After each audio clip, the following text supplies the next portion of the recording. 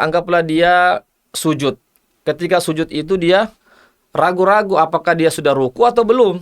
Ruku belum. Ini sementara sujud ini timbul di benaknya, saya sudah ruku atau belum, di dalam hatinya.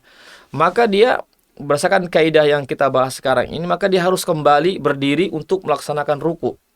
Baru i'tidal, baru sujud setelahnya itu.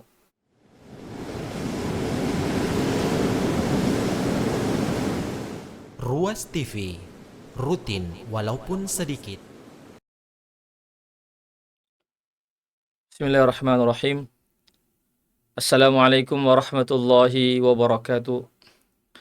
Alhamdulillahirabbil alamin, wala aqibatu lil muttaqin, wala udwana illa 'alal zalimin.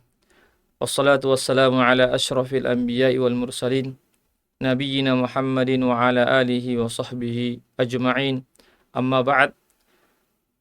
Pemirsa Ruas TV yang dimuliakan Allah Subhanahu wa taala. Pertama-tama kita kembali senantiasa memuji Allah Subhanahu wa taala dan bersyukur kepadanya atas segala limpahan rahmat dan hidayahnya, sehingga pada hari ini kita dipertemukan kembali dalam segmen pembahasan kaidah-kaidah fikih. Salawat dan salam senantiasa kita kirimkan kepada junjungan kita Nabi Muhammad sallallahu alaihi wasallam beserta keluarga dan para sahabatnya, para pengikutnya yang tetap setia berpegang teguh kepada sunnah-sunnah beliau dan para sahabatnya hingga hari kiamat kelak. Amin ya rabbal alamin. Pemirsa Ruas TV rahimakumullah. Insyaallah taala pada pertemuan kita kali ini kita akan melanjutkan kembali pembahasan terkait kaidah-kaidah fikih atau al-qawaid al-fiqhiyah, yang mana judul materi kita pada hari ini adalah yang berbunyi keyakinan itu hanya bisa dihilangkan atau digugurkan dengan keyakinan yang sama, yang dalam bahasa Arabnya adalah ma sabata biyaqin la yartafi'u illa biyaqin. Ma sabata biyaqin, apa yang telah tetap berdasarkan sebuah keyakinan, la yartafi', tidak bisa diangkat atau dihilangkan, digugurkan atau menjadi gugur kecuali dengan keyakinan yang sama. Insyaallah kita akan membahas tentang aplikatif atau penerapan kaidah ini dalam kehidupan kita sehari-hari. Ya, silahkan kita lihat di layar kaca kita ini. Ya, kaidah fikihnya adalah ma sabata biyaqin la yartafi'u illa biyaqin. Keyakinan itu hanya bisa dihilangkan atau gugur dengan keyakinan yang sama, atau apa yang telah tetap atau ditetapkan berdasarkan sebuah keyakinan tidak bisa hilang atau gugur melainkan dengan keyakinan yang sama. Kaidah ini adalah merupakan kaidah turunan dari kaidah besar yang sudah kami sampaikan pada pertemuan-pertemuan sebelumnya, yaitu al-yaqinu la yazulu bisyak. Keyakinan itu tidak bisa dihilangkan dengan keraguan. Kaidah yang kita bahas ini adalah kaidah turunan dari kaidah besar yang sudah kami jelaskan pada pertemuan-pertemuan sebelumnya. Ya, jadi kaidah ini sangat jelas, pemirsa sekalian ya. Apa yang sudah ditetapkan berdasarkan satu keyakinan ya, dan itu tidak bisa gugur ya, melainkan dengan keyakinan yang sama.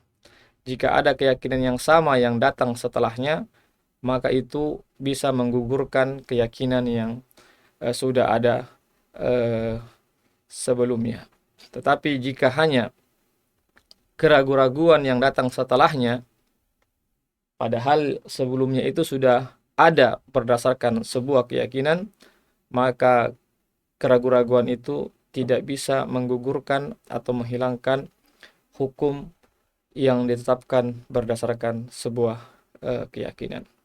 Tentu kita ingin mengetahui bagaimana aplikatif penerapan daripada kaidah ini, maka insya Allah kami akan berupaya sedapat mungkin untuk menjelaskan kaidah ini dalam penerapannya dalam kehidupan sehari-hari, khususnya dalam masalah ibadah kita.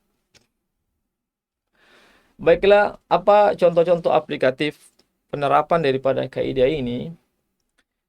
Di antaranya adalah yang pertama, ya, contoh yang bisa kita terapkan kaidah ini adalah seseorang yang ragu meninggalkan, ya, satu rukun atau wajib sholat. Ya, ada namanya rukun-rukun sholat, ada yang dinamakan dengan wajib-wajib sholat, dan dia ragu apakah dia meninggalkan rukun itu atau tidak, apakah dia meninggalkan wajib sholat itu apa tidak, ya, pada saat sholat. Ya, pada saat sholat dia ragu-ragu apakah dia meninggalkan atau tidak, kewajiban tersebut, ya, seperti rukun atau wajib-wajib sholat. Maka ia wajib sujud sahwi. Ya, maka dia wajib melakukan sujud sahwi, karena hukum asalnya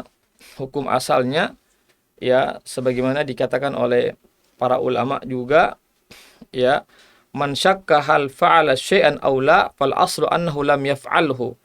Ya, sebagaimana yang disebutkan oleh Imam As-Suyuti dalam kitabnya Asbah An-Nadhair, barang siapa yang ragu, ya, satu kaidah juga ini yang disebutkan oleh Al-Imam As-Suyuti, barang siapa yang ragu apakah dia telah melakukan sesuatu ataupun belum, ya, maka hukum asalnya adalah dia belum melakukan sesuatu itu. Maka hukum asalnya adalah dia belum melakukan sesuatu tersebut. Oleh karena itulah, sehingga tatkala dia ragu-ragu di dalam sholatnya apakah dia, ya, melakukan, ya, apakah dia meninggalkan perkara yang rukun atau meninggalkan perkara yang rukun, ya, ini namanya keraguan-raguan. Maka hukum asalnya adalah dia belum melakukan sesuatu, berarti dia belum melakukan rukun tersebut. Ya, misalnya rukun, misalnya surah Al-Fatihah. Jadi membaca surah Al-Fatihah adalah rukun.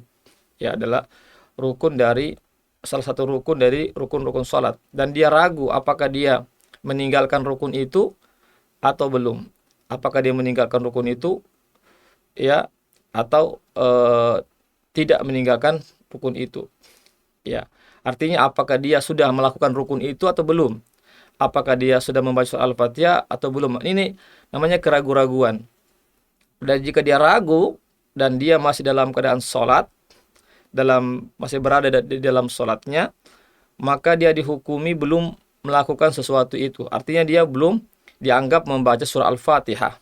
Berarti dia dikategorikan belum melakukan atau belum mengerjakan rukun sholat, yaitu salah satu rukun sholat yaitu membaca surah Al-Fatihah. Oleh karena itu konsekuensinya dia harus melakukan sujud sahwi. Ya, dia harus melakukan sujud sahwi di akhir sholatnya. Ya, tentu setelah dia menyempurnakan rukun tersebut, ya, lalu di akhir sholatnya dia melakukan sujud sahwi. Dan ini jadi keraguan-raguan ini itu tidak dianggap, ya, keraguan-raguan ini tidak artinya keraguan-raguan di dalam meninggalkan apa-apa yang diperintahkan dalam sholat seperti rukun dan wajib-wajib sholat, maka keraguan-raguan ini, ya, harus dikembalikan kepada hukum asalnya, bahwasanya jika dia ragu apakah dia telah melakukan sesuatu atau belum, apakah dia sudah membaca surah Al-Fatihah atau belum, maka dihukumi hukum asalnya adalah dia belum melakukan sesuatu. Artinya dia belum membaca surah Al-Fatihah. Karena dia belum membaca surah Al-Fatihah, maka dia telah meninggalkan satu rukun. Ya, ketika dia meninggalkan satu rukun, maka konsekuensinya dia adalah sujud sahwi di akhir sholatnya sebelum salam, tapi tentu dengan melengkapi rukun tersebut, menyempurnakan rukun tersebut, ya. Seandainya dia meninggalkan rukun surah Al-Fatihah dan dia teringat misalnya di ketika sujud di rakaat pertama, maka dia bangkit kembali, ya. Maka dia bangkit kembali ke rakaat yang tadi itu, ya. Ketika dia teringat di rakaat pertama misalnya, sementara sujud yang pertama di rakaat pertama dia ingat atau dia ragu-ragu tadi apakah dia sudah membaca Al-Fatihah atau tidak, maka hukum asalnya adalah dia belum membaca surah Al-Fatihah, ya. Berdasarkan satu kaidah tadi, ya, siapa yang ragu-ragu apakah dia telah melakukan perbuatan atau belum, apakah sudah mengerjakan atau belum, maka hukum asalnya dia belum mengerjakannya, berarti dia dihukumi belum membaca surah Al-Fatihah. Maka konsekuensinya dia tatkala timbul keraguan-raguan pada saat sujud itu di rakaat pertama, maka segera dia bangkit kembali, ya, kembali berdiri membaca surah Al-Fatihah, lalu ruku, ya, setelah itu baru sujud. Kemudian di akhir sholatnya sebelum dia salam, maka dia sujud sahwi. Hal ini berdasarkan satu kaidah, ma sabata biyakin la yartafi'u illa biyakin. Apa yang sudah tetap berdasarkan satu keyakinan, dan maksudnya dalam kasus ini adalah dia sudah tentu yakin bahwasanya hukum asalnya adalah dia belum melakukan satu perbuatan, ya, belum melakukan satu rukun, ya, dan hal ini tidak bisa layar tafi, ya, tidak bisa diangkat, ya, keyakinan ini tidak bisa diangkat hanya karena adanya keraguan-raguan tadi itu, apakah dia sudah membaca Al-Fatihah atau belum. Ini keraguan-raguan. Jadi keraguan-raguan ini tidak bisa mengangkat sesuatu yang telah ada sebelumnya, yang dibangun di atas sebuah keyakinan tadi, yaitu apa? Hukum asalnya dia belum melakukan sesuatu itu. Ya, oleh karena itu, jika ingin mengangkat sesuatu yang yakin itu, sesuatu yang terdahulu itu berdasarkan yang ada berdasarkan satu keyakinan, ini hanya bisa dihilangkan dengan sebuah keyakinan juga. Artinya kalau dia betul-betul yakin dia sudah mengerjakan atau membaca surah Al-Fatihah, maka dia tidak perlu lagi sujud sahwi. Itu maksudnya. Kalau seandainya dia yakin dia tidak meninggalkan hal-hal yang diperintahkan di dalam sholat, dan dia yakin, maka dia tidak ada kewajiban untuk melaksanakan sujud sahwi. Tapi kalau dia ragu-ragu, maka keraguan-raguan ini tidak bisa mengangkat sesuatu yang yakin yang terjadi sebelumnya, yaitu yang ditetapkan berdasarkan satu keyakinan bahwasanya dia belum melakukan satu perbuatan, ya. Yang berikutnya adalah pemirsa Ruas TV yang dimuliakan Allah Subhanahu wa taala. Contoh yang kedua dalam penerapan kaidah ini adalah seseorang yang ragu melakukan, yang ragu-ragu atau ragu yang ada keraguan dalam melakukan perbuatan yang dilarang, ya, dan dia sementara sholat, ya, artinya ada perbuatan yang terlarang, ya, hal-hal yang terlarang dalam sholat itu dia ragu apakah dia melakukan perbuatan tersebut atau tidak, dan dia sementara dalam keadaan sholat, kemudian muncul keraguan-raguan apakah dia telah melakukan perbuatan yang terlarang dalam sholat atau yang dilarang dalam sholat atau tidak, dan dia sementara sholat timbul keraguan-raguan tersebut. Apa konsekuensinya? Maka tidak ada kewajiban baginya untuk sujud sahwi. Ya, maka tidak ada kewajiban baginya untuk melakukan sujud sahwi. Beda dengan tadi kasus yang pertama tadi itu. Ya, beda dengan kasus yang pertama. Kalau yang kasus kedua ini dia ragu-ragu apakah dia melakukan satu pelanggaran dalam sholat atau tidak. Apakah melakukan satu hal-hal yang dilarang dalam sholat atau tidak. Ya, ini keraguan-raguan. Ya, maka kata ulama berdasarkan kaidah ini maka dia tidak diperintahkan atau tidak ada kewajiban baginya untuk sujud sahwi. Kenapa? Li'annal asla adamul fi'il. Ya, karena hukum asalnya adalah dia tidak melakukan kesalahan dalam sholat. Itu hukum asalnya ya. Hukum asalnya seseorang dalam sholat itu tidak melakukan satu kesalahan atau tidak melakukan satu pelanggaran dalam perkara sholat. Itu hukum asalnya. Oleh karena itu ketika muncul satu keraguan-raguan apakah dia telah melanggar satu aturan dalam sholat, dalam perkara-perkara sholat dia melanggar atau tidak, maka ini keraguan-raguan. Keraguan-raguan ini harus ditepis, harus dihilangkan dan dikembalikan kepada hukum asalnya bahwasanya dia tidak melakukan satu pelanggaran dalam sholat karena itu ditetapkan berdasarkan suatu keyakinan. Oleh karena itu konsekuensinya dia tidak ada kewajiban baginya untuk melaksanakan sujud sahwi. Kemudian yang ketiga, pemirsa Ros TV yang dimuliakan Allah Subhanahu wa taala, ya, contoh yang bisa kita terapkan dalam kaidah ini adalah seseorang yang lupa dalam sholatnya, lalu ragu apakah dia telah sujud sahwi atau belum. Ya, misalnya dia telah lupa, misalnya anggaplah lupa mengerjakan tahiyat awal misalnya. Tahiyat awal ini bukan rukun ya, bukan rukun sholat tapi dia wajib sholat. Ya, tentu juga siapa yang meninggalkan wajib sholat karena lupa, maka konsekuensinya dia harus sujud sahwi. Meskipun dia tidak perlu melengkapi, tidak perlu mengerjakan tahiyat awal seandainya dia sudah masuk ke rakaat yang berikutnya. Cukup diganti saja, ditutupi dengan sujud sahwi. Beda dengan rukun. Kalau meninggalkan rukun karena lupa, maka rukun itu harus dikerjakan dan ditambah dengan sujud sahwi. Jadi seandainya misalnya seseorang yang lupa dalam sholatnya, ya misalnya dia lupa tadi, apakah lupa dia mengerjakan tahiyat awal, mestinya tahiyat awal dia langsung berdiri ke rakaat yang ketiga. Lalu kemudian setelah itu dia ragu-ragu apakah dia telah sujud sahwi atau belum. Ya, apakah dia telah sujud sahwi atau belum, ya, maka konsekuensinya adalah ia mesti sujud sahwi. Ya, konsekuensinya dia harus sujud sahwi itu.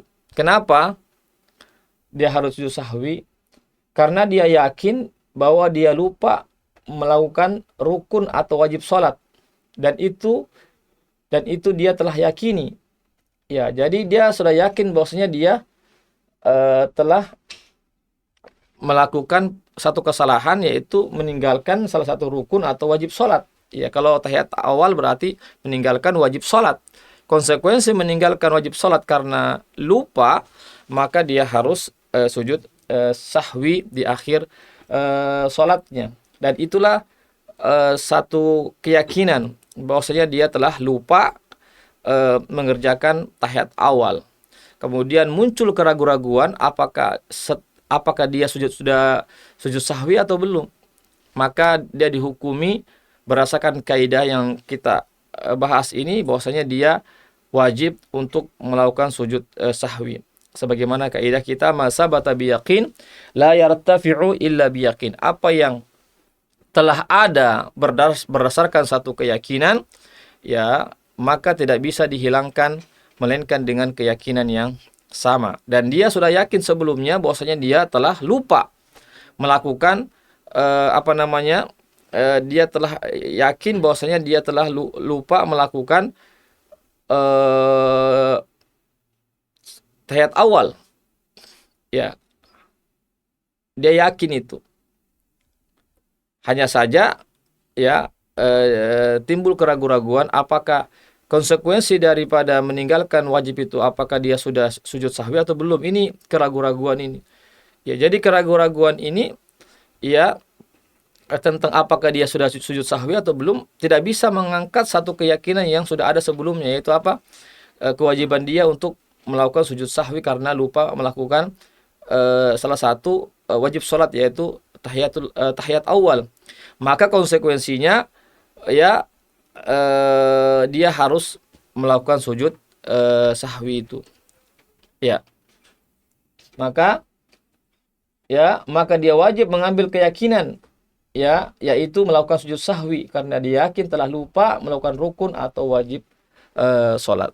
Ya, ini yang perlu dipahami ya tentang masalah ini. Kemudian pemirsa Ruas TV rahimakumullah, contoh yang keempat yang bisa kita terapkan dalam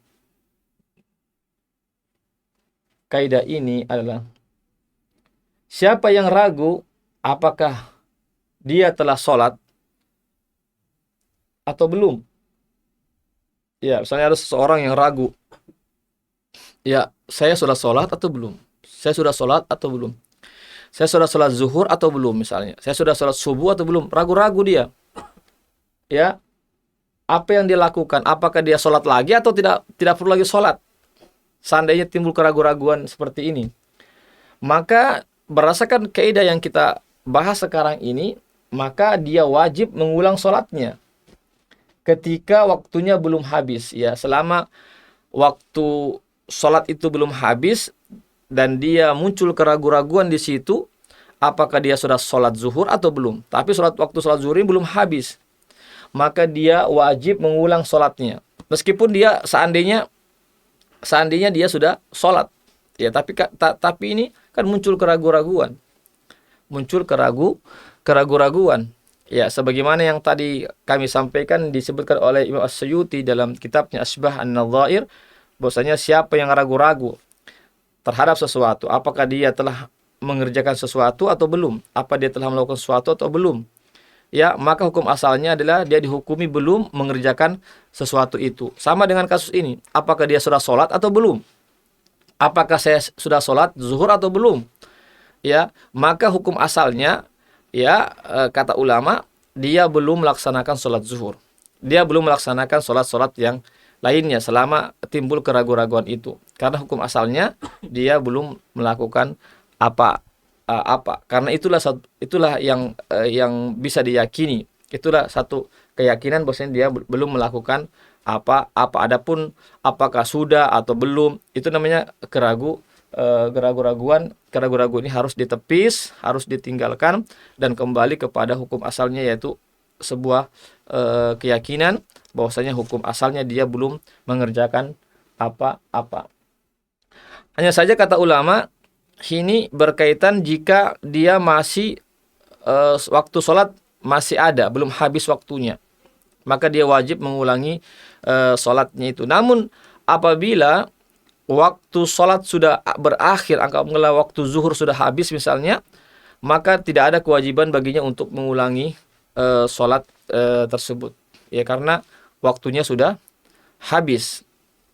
Ya, tidak ada lagi kewajiban untuk mengqadha atau mengerjakan sholat yang sudah habis waktunya. Jadi kasus ini hanya berlaku jika seseorang itu masih berada di waktu sholat, belum habis waktu sholatnya, kemudian timbul keraguan-raguan apakah dia sudah sholat atau belum, maka dia dihukumi pada hukum asalnya dia belum melaksanakan sholat. Oleh karena itu dia wajib untuk mengerjakan sholat selama waktunya belum habis.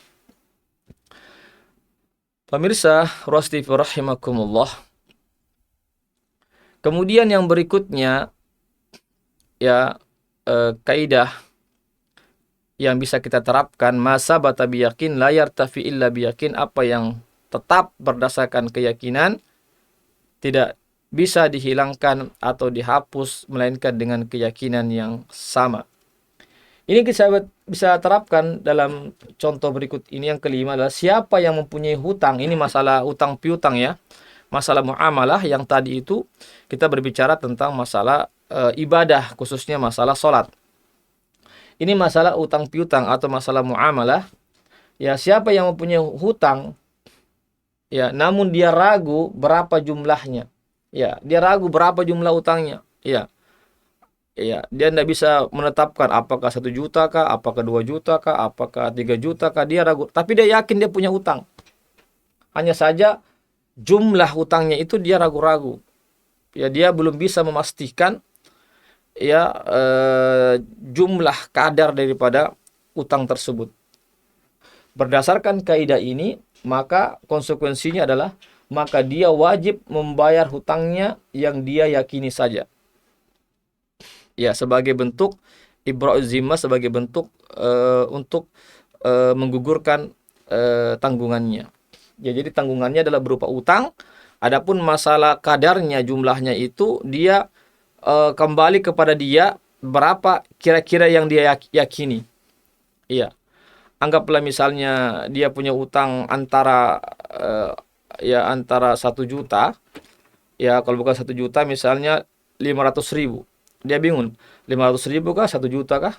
Maka dia cari yang yakin, ya, yang yakin ya bisa diambil yang misalnya tengah-tengahnya, misalnya dia yakin misalnya setengah daripada itu, maka itu dia yang dia yakini. Adapun 1 juta itu dia ragu-ragu, ya, tapi seandainya misalnya kalau 500 ribu dia yakin, ya 500 ribu saja yang dia bayar. Adapun yang 1 juta ini dia itu masih ragu. Ya, tapi kalau misalnya seandainya yang 1 juta dia yakini, maka 1 juta itu dia harus keluarkan. Ya. Tapi intinya di sini dia tetap harus membayar hutangnya. Adapun tentang jumlahnya itu kembali kepada apa yang dia yakini. Ya. Kemudian yang keenam yang bisa kita terapkan dalam kaidah ini adalah jika seseorang ragu apakah dia telah melakukan ruku atau sujud atau belum melakukan ruku atau sujud, jika dia masih di dalam sholat, maka dia harus mengulanginya. Ya, misalnya kembali lagi kita ke dalam masalah ibadah, yaitu sholat. Jika seseorang itu ragu-ragu, ya, atau ragu apakah dia sudah ruku atau belum, apakah dia sudah sujud atau belum, misalnya. Ini namanya timbul keraguan-raguan dan dia masih dalam keadaan sholat. Masih dalam keadaan sholat, belum selesai melaksanakannya. Timbul keraguan-raguan, apakah dia sudah ruku atau belum, apakah dia sudah membaca surah Al-Fatihah atau belum, misalnya. Jadi ruku dan sujud ini merupakan rukun sholat yang harus dikerjakan, tidak boleh ditinggalkan. Seandainya ditinggalkan maka batallah sholat tersebut. Tapi seandainya dia ragu-ragu apakah dia sudah mengerjakan ruku atau belum, maka berdasarkan kaidah yang kita bahas, yaitu dia harus mengulangi rukuknya atau sujudnya. Dia harus mengulangi itu. Kenapa? Berdasarkan kaidah masabata biyaqin la yartafi'u illa biyaqin. Apa yang tetap berdasarkan sebuah keyakinan itu tidak bisa hilang melainkan dengan sebuah keyakinan yang sama. Ya, jadi keraguan-raguan ini tadi itu ya tidak bisa menghilangkan, ya, tidak bisa menghilangkan hukum asal. Hukum asalnya adalah dia belum mengerjakan apa-apa. Ya, dia belum mengerjakan ruku ataupun sujud. Itu hukum asalnya. Sedangkan timbul satu keraguan setelahnya, apakah dia sudah ruku atau belum, apakah dia sudah sujud atau belum, maka keraguan-raguan ini tidak bisa menghapuskan keyakinan yang sudah ada sebelumnya. Harus dihapuskan juga berdasarkan keyakinan yang sama. Adapun hanya keraguan saja, itu tidak bisa. Oleh karena itu konsekuensinya dia harus mengulangi rukunya. Ya, jadi konsekuensinya adalah dia harus mengulangi rukunya. Meskipun seandainya betul-betul dia sudah ruku, tapi yang terjadi dia ragu-ragu. Iya, bukan yakin. Seandainya dia yakin dia sudah ruku, maka tidak perlu lagi dia mengulangi rukunya. Ya, seandainya sudah dia yakin, tapi kok ragu-ragu, maka kembali kepada hukum asalnya, bahwasanya keraguan-raguan itu tidak bisa menghilangkan sebuah keyakinan yang ada sebelumnya.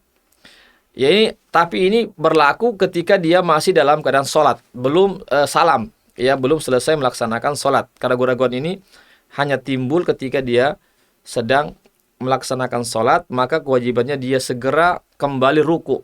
Ya, anggaplah misalnya di rakaat pertama, ya, anggaplah dia sujud. Ketika sujud itu dia ragu-ragu apakah dia sudah ruku atau belum. Ruku belum. Ini sementara sujud ini timbul di benaknya, saya sudah ruku atau belum, di dalam hatinya.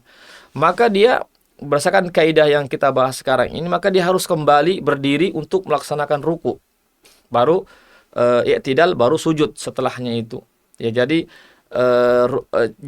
ruku dan sujud yang pertama tadi itu tidak dianggap, ya, tidak dianggap atau tidak sah. Dia harus kembali berdiri untuk ruku, kemudian i'tidal, kemudian dia sujud. Itu baru sah. Kenapa? Karena ruku yang pertama itu, sujud yang pertama itu ragu-ragu tadi.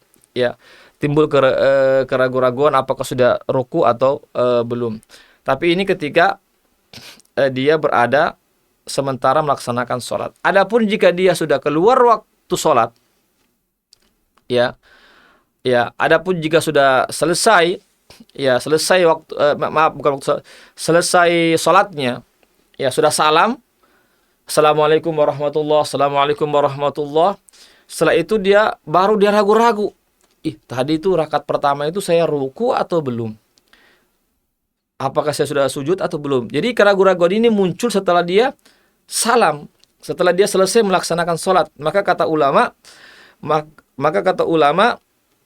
maka tidak ada kewajibannya untuk mengulangi sholatnya. Ya, maka tidak ada kewajibannya untuk mengulangi ruku yang tertinggal itu, atau tidak mengulangi rakaat tersebut yang ada ruku yang dia tinggalkan itu. Kenapa? Karena ini sudah selesai. Ya, karena sudah selesai melaksanakan ibadah sholat. Ya, kecuali kalau masih dalam melaksanakan ibadah sholat, maka dia harus kembali dan mengerjakan apa yang dia ragu-ragukan itu. Ya. Kemudian yang berikutnya, pemirsa Ruwas TV rahimakumullah, ya, contoh yang ketujuh yang bisa kita terapkan pada kaidah ini adalah jika seseorang ragu jumlah bilangan tawaf. Ya, ini tentang haji dan umroh, ya, atau yang melaksanakan tawaf, ya, di Baitullah atau melaksanakan sa'i, ya. Jika seseorang itu ragu jumlah bilangan tawaf, ya, apakah tawaf ini sudah 7 kali putaran kah, ya, atau masih 5 kali kah, atau masih 6 kali. Jadi ada atau begitu sa'inya, apakah sudah 7 kali kah sa'inya atau belum, ya, atau kurang dari 7 misalnya. Ini namanya keraguan-raguan, ya, jumlah bilangan tawaf yang atau sa'i yang dia kerjakan. Atau dia ragu apakah ia telah membasuh anggota wudunya 3 kali atau belum. Ya, ini bagi yang melaksanakan ibadah tohara seperti wudu, apakah dia sudah membasuh mukanya sudah 3 kali atau masih 2 kali. Ya, sudah 3 kali atau 2 kali. Sudah 2 kali atau masih 1 kali. Ini keraguan-raguan, ya, ketika dia sedang berwudu itu.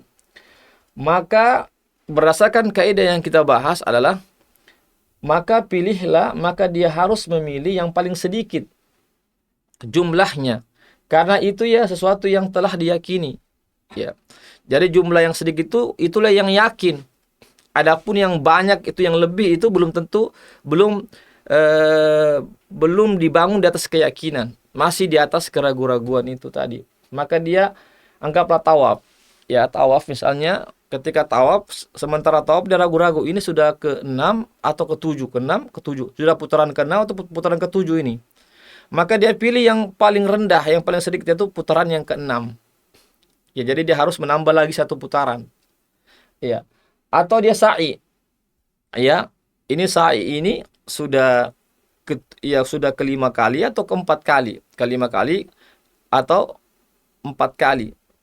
Ya, maka dia memilih yang paling sedikit, yaitu yang ke-4 kali. Karena itu yang sudah pasti dia yakini itu. Adapun yang 5 itu masih ragu-ragu. Jadi bilangan yang sedikit itulah yang diyakini. Ya, itu yang tetap berdasarkan keyakinan. Adapun yang lebih daripada itu hanyalah sebuah keraguan-raguan. Ya. Dan ini berdasarkan kaidah kita masa bata biyakin la yartafi illa biyakin. Apa yang ditetapkan, apa yang tetap berdasarkan keyakinan itu tidak akan hilang kecuali dengan keyakinan pula. Ya, jadi dia yakin bahwasanya dia itu eh apa namanya, dia tawaf itu baru 4 kali, itu yang yakin. Adapun yang kelimanya ini, ya putaran yang kelimanya ini, ya atau ketika berwudu misalnya antara sudah 2 kali atau sudah 3 kali basuhan cucian ketika berwudu misalnya, maka yang 2 kalinya itu sudah pasti yakin, dia pasti benar. Adapun yang ketiga kalinya itu masih bersifat ragu-ragu. Maka keraguan-raguan inilah tidak bisa membatalkan satu keyakinan yang sudah ada. Oleh karena itu dia harus memilih jumlah yang sedikit. Jumlah yang sedikit, kalau bilangan tawaf antara 5 dan 6, maka dia pilih 6. Kalau antara 6 dan 7, maka dia pilih yang 6. Begitu juga sa'i, kalau dia sudah 3 atau 4, dia pilih yang 3. Atau 5 dan 6, dia pilih yang 5. Misalnya berwudu antara 2 dan 3, maka pilih yang 2. Kalau 1 dan 2, maka pilih yang 1. Itu artinya sebagaimana kaidah kita, sesuatu yang yakin itu tidak bisa dihilangkan melainkan dengan sebuah keyakinan juga. Iya. Kemudian pemirsa Rosti rahimakumullah, ya, yang kedelapan ini mirip ya dengan tadi, ya tidak mengapa, hanya saja ini masalah sholat, ya tadi itu masalah wudhu.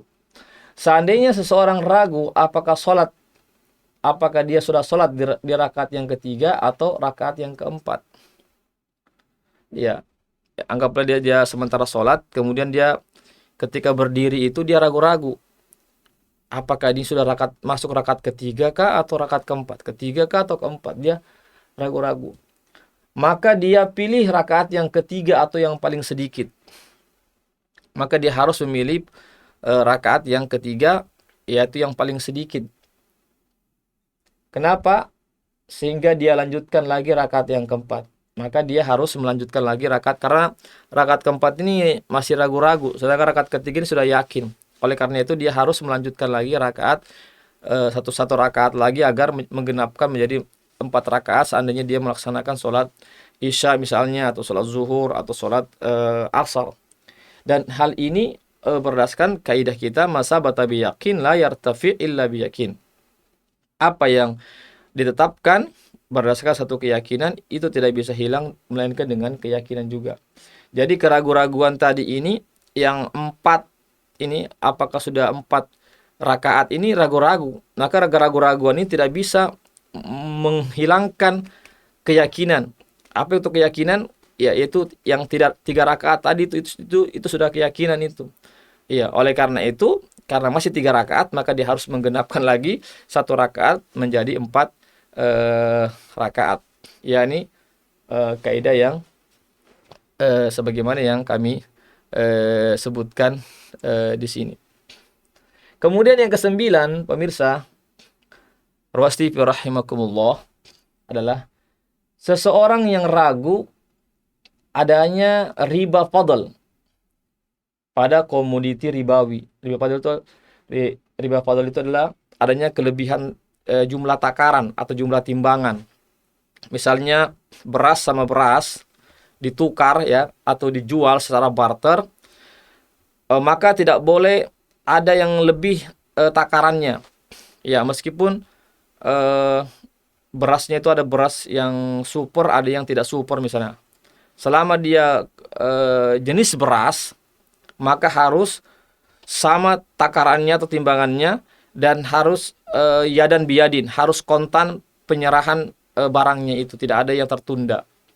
Ya, kalau riba fadl itu harus sama takarannya. Ya, jika beras sama beras ditukar, ya kemudian apa namanya, ada kelebihan, ya, anggaplah misalnya beras dari Kalimantan dengan beras dari Sulawesi misalnya ditukar atau dibarter, dijual secara barter, ya, kemudian ada kelebihan takaran, ya, misalnya dari Kalimantan misalnya 3 kilo kemudian ditukar oleh beras Sulawesi misalnya 4 kilo, berarti ada kelebihan ini. Kelebihan 1 kilo ya atau 1 liter misalnya, maka ini namanya riba fadl namanya. Riba fadl ini tidak diperbolehkan. Dia harus sama. 3 kilo sama 3 kilo.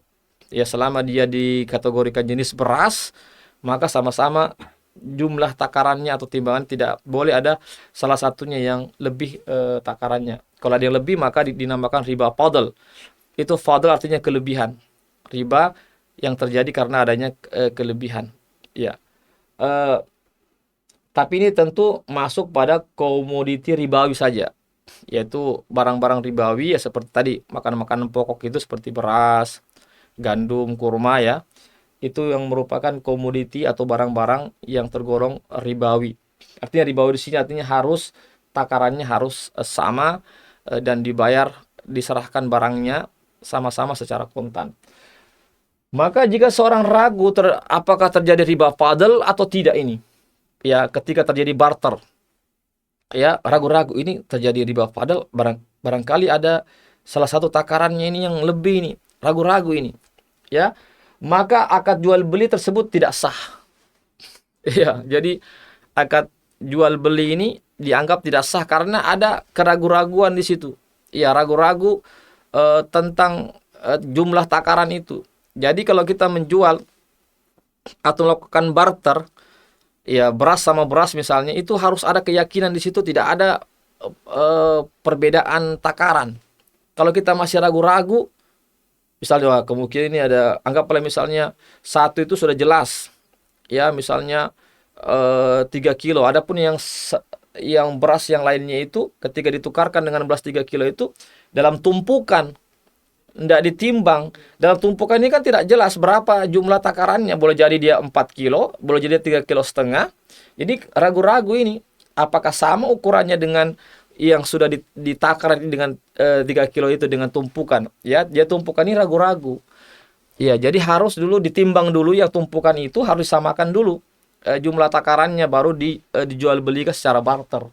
Kalau tidak maka terjadi keraguan-raguan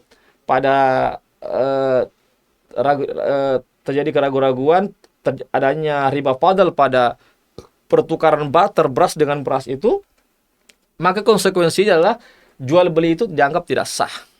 Ya, tidak sah, jadi harus dikembalikan.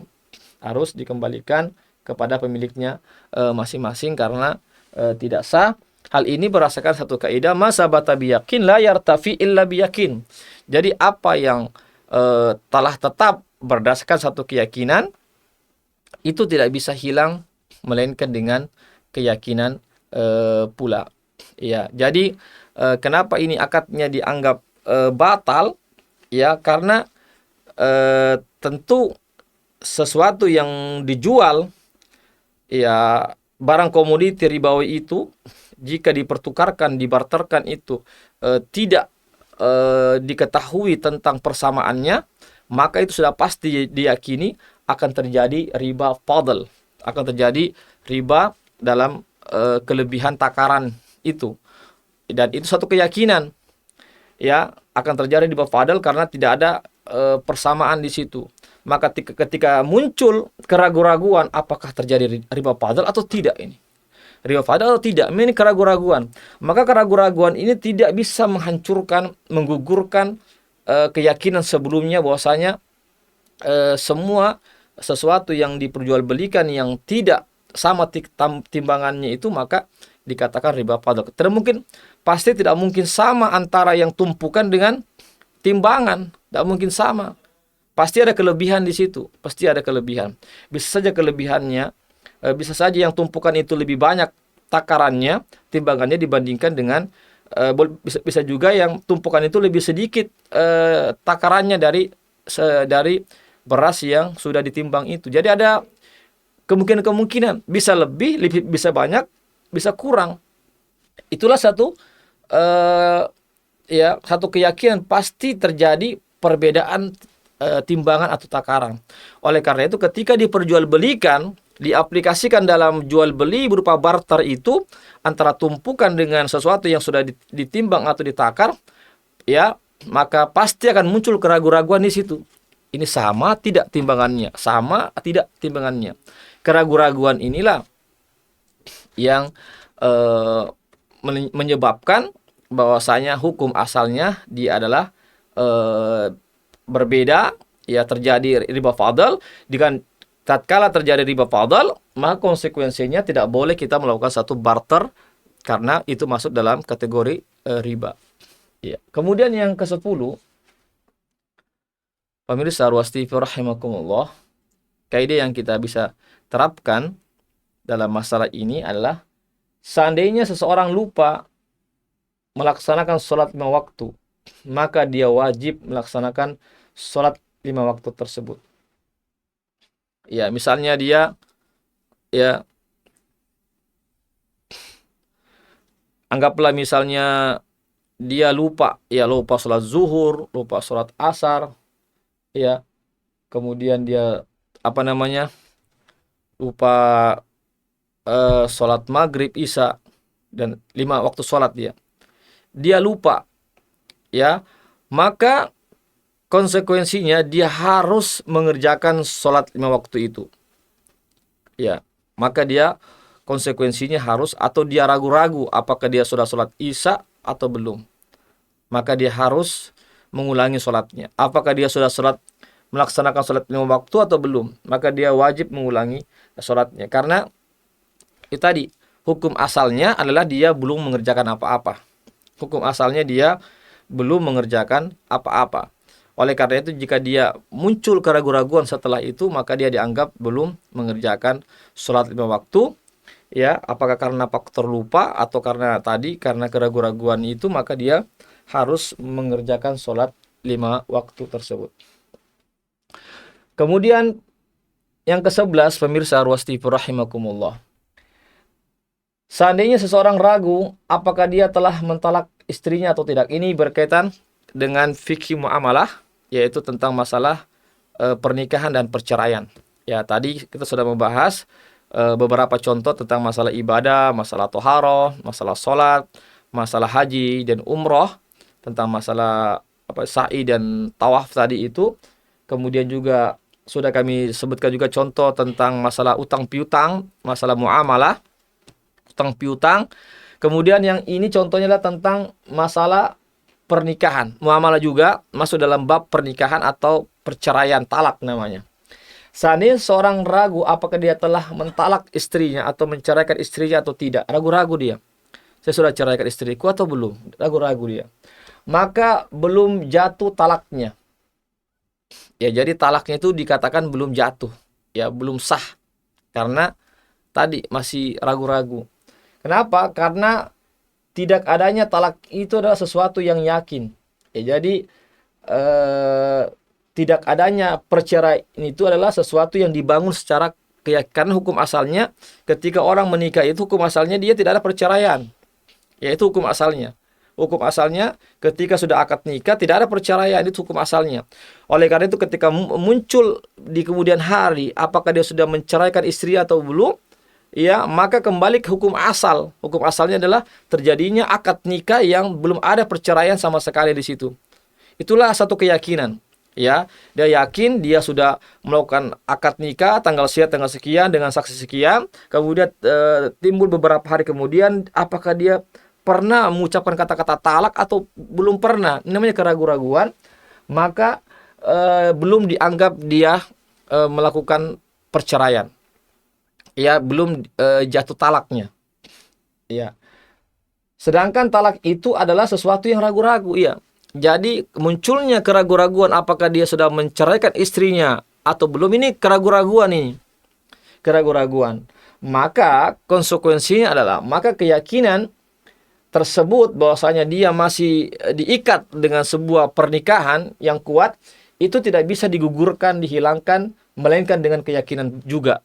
Ya, tidak bisa dihilangkan dengan sebuah keraguan-raguan, yaitu tentang perceraian itu. Jadi kata-kata perceraian, saya talak kamu, itu namanya hanyalah keraguan-raguan itu. Jadi keraguan-raguan itu tentang perceraian itu, apakah dia sudah menceraikan istri, itu keraguan-raguan yang tidak bisa menggugurkan akad nikah yang sudah dilakukan itu, yang sudah dibangun secara keyakinan, dia sudah akad nikah, kemudian sudah ada saksi-saksinya, kemudian ada wali dan seterusnya, sudah terpenuhi syarat-syarat dan rukun-rukun nikah, ya itu sesuatu yang dibangun berdasarkan keyakinan yang kuat, yang kokoh, maka tidak bisa dihapuskan ini hukumnya dengan timbulnya keraguan-raguan apakah saya sudah menceraikan istri saya atau belum. Ya, sebagaimana kaidah kita, masa bata biyakin la yartafi illa biyakin. Apa yang telah tetap berdasarkan satu keyakinan, maka tidak bisa hilang atau gugur melainkan dengan keyakinan pula. Kecuali kalau udah yakin saya sudah menceraikan istri saya, itu sudah yakin, misalnya saya sudah yakin, saya yakin-yakinnya, apalagi sudah ada saksi-saksi misalnya, ketika itu maka dia dianggap jatuh talaknya, ya sah talaknya itu karena dia lakukan itu berdasarkan satu keyakinan, maka keyakinan ini menggugurkan keyakinan yang sudah ada sebelumnya itu.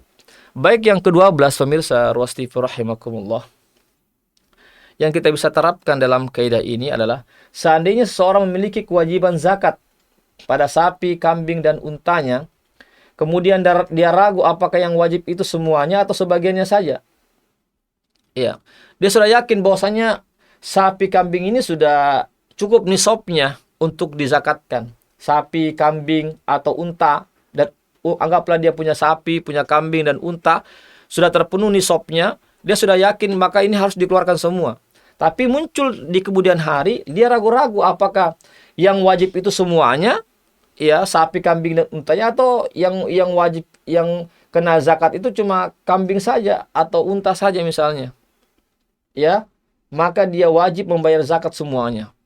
Jadi dia wajib mengeluarkan zakat semuanya. Sapinya harus dikeluarkan zakatnya, kambingnya, begitu juga dengan untanya. Ya, karena keraguan-raguan itu tidak bisa menghilangkan sesuatu yang yakin sebelumnya. Karena dia telah yakin sebelumnya bahwasanya kambingnya, sapinya, untanya itu sudah wajib dikeluarkan zakatnya, sudah cukup nisabnya. Itulah yang satu yang yakin.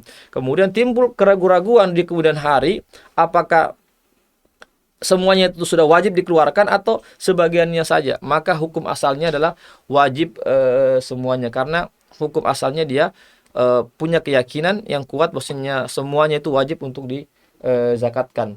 Karena kembali maka dia wajib membayar zakat semuanya, sapinya, kambingnya, untanya. Karena kembali ke hukum asalnya, yaitu dia wajib membayar zakat semuanya. Itu yang dia yakini sebelumnya. Maka tidak bisa dihilangkan kewajiban ini kecuali dengan keyakinan pula. Ya. Maka keyakinan sebelumnya bahwasanya dia berkewajiban mengeluarkan zakat semuanya pada kambingnya, sapi dan untanya, itu sebuah keyakinan. Adapun keraguan-raguan apakah yang wajibnya semuanya atau sebagiannya saja, ini keraguan-raguan. Keraguan-raguan ini tidak bisa menghilangkan keyakinan yang ada sebelumnya. Harus dihilangkan juga dengan keyakinan. Kecuali dia yakin, oh saya yakin sebenarnya yang wajib ini adalah bukan semuanya tapi setengahnya saja, maka ketika itu dia hanya setengahnya saja, ya tidak semuanya. Tapi kalau hanya keraguan-raguan saja, maka tidak bisa menghilangkan apa yang sudah ada sebelumnya. Kemudian yang berikutnya pemirsa, ya ini yang 13, 14, 15 ini yang terakhir ya. Yang kami paparkan di sini sampai 15 contoh ini hanya contoh saja yang disebutkan oleh para ulama kita. Adapun contoh-contoh yang lainnya pemirsa bisa terapkan dalam kehidupan sehari-hari yang sesuai dengan kaidah yang kita kaji, yang kita bahas pada pertemuan kali ini. Yang ke-13 adalah seandainya seseorang ragu apakah dia telah menceraikan istrinya dengan talak 1 atau lebih, talak 2 atau talak 3 misalnya, maka talaknya dihukumi dengan talak 1 karena itulah yang yakin. Ya ini masalah perceraian lagi misalnya. Misalnya qadarullah ada seorang yang ragu apakah dia telah menceraikan istrinya dengan talak 1, ya, atau talak 2 atau talak 3. Dia ragu ini talak 1 kah, talak 2 kah, atau talak 3. Ya, mana yang dipilih? Mana yang sah ini? Apakah talak 3 atau talak 2? Dia ragu-ragu antara 3 pilihan ini. Maka konsekuensinya adalah maka talaknya itu dihukumi talak 1 saja.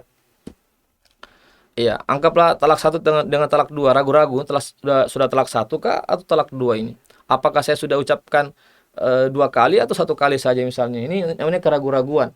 Maka talaknya itu dihukumi talak satu saja. Talak dua ini ragu-ragu, ya, masih bersifat ragu-ragu. Anggap juga antara talak dua dengan talak tiga, ya, antara talak dua dan talak tiga. Maka talak tiga ini masih bersifat ragu-ragu, ya. Talak dua itu yang diyakini, ya.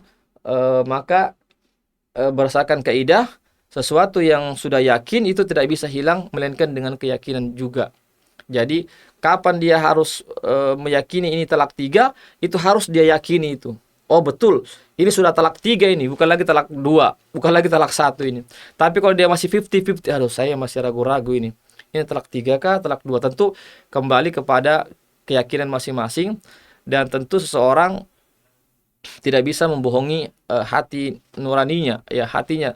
Tentu Allah Subhanahu wa taala yang Maha mengetahui apa yang ada dalam hati-hati kita. Jadi kembali kepada seseorang itu apakah dia yakin atau tidak. Kalau dia tidak yakin, masih ragu-ragu, maka kembali kepada hukum asalnya, dia memilih talak yang paling rendah, yaitu masih talak satu, karena itulah yang yakin.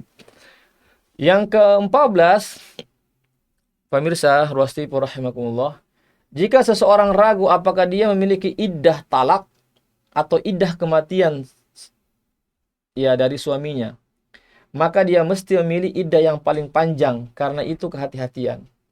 Ya, misalnya ini masalah perceraian, ya, iddah, ya, ada iddah talak, ya, karena perceraian, dan iddah karena kematian.